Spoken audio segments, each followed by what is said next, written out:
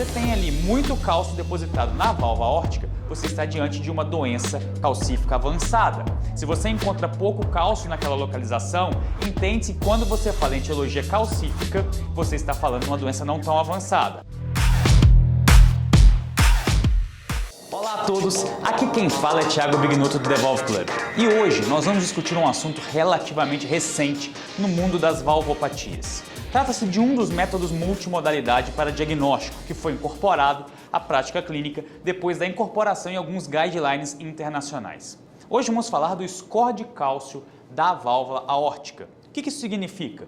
Você que já estuda um pouco de cardiologia e acompanha já o que é publicado nesse mundo, já ouviu falar do score de cálcio coronariano, que você consegue avaliar o tanto de cálcio que tem e se isso aí for um valor muito baixo, você consegue ter uma presunção de que você não tem doença coronariana importante, já que existe uma correlação razoável entre deposição de cálcio nas coronárias e doença obstrutiva.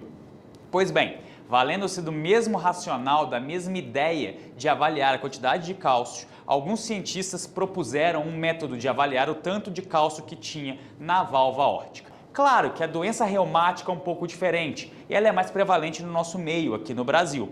Mas quando você olha populações em países desenvolvidos, como Estados Unidos e em grandes países da Europa, você entende que a grande prevalência da estenose aórtica é de etiologia calcífica, degenerativa calcífica, aquela que vem em pacientes já com mais idade, média de idade de 70 anos, cheio de comorbidades como hipertensão, diabetes, dislipidemia, doença renal crônica.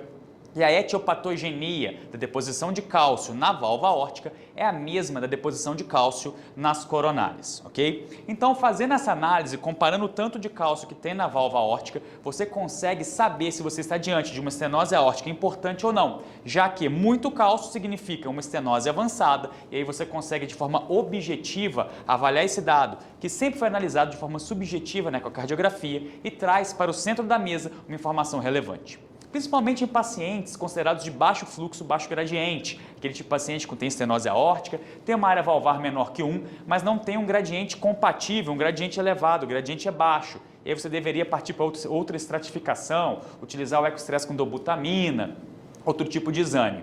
Nesse contexto, se você lança a mão do score de cálcio da válvula aórtica, você consegue documentar se aquela é uma estenose aórtica importante ou não. Só que existe uma diferença entre homens e mulheres quando eu falo de ponto de corte. Para homens, em geral, valores acima de 2.000 unidades falam a favor de ter uma estenose aórtica importante. Já para mulheres o valor é mais baixo, 1.200 unidades já é o suficiente para configurar um padrão hemodinâmico de estenose aórtica importante. Então, com esse exame que você utiliza sem uso de contraste, você tem uma baixa dose de radiação, o paciente deita e geralmente 1 a 2 minutos você já consegue saber, avaliando as imagens da tomografia, consegue calcular o score de cálcio da válvula aórtica. E isso é um dado fundamental, tão importante, que já consta na diretriz europeia de valvopatia publicada em 2021 e a gente já pode ter essa aplicabilidade clínica importante. Então saber isso faz você estar mais próximo de resolver o problema de um paciente que muitas vezes acaba sendo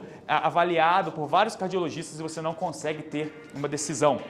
Com essa informação em mãos, com esse conhecimento dessas bases fisiológicas, você já consegue definir e propor uma terapêutica adequada para cada caso.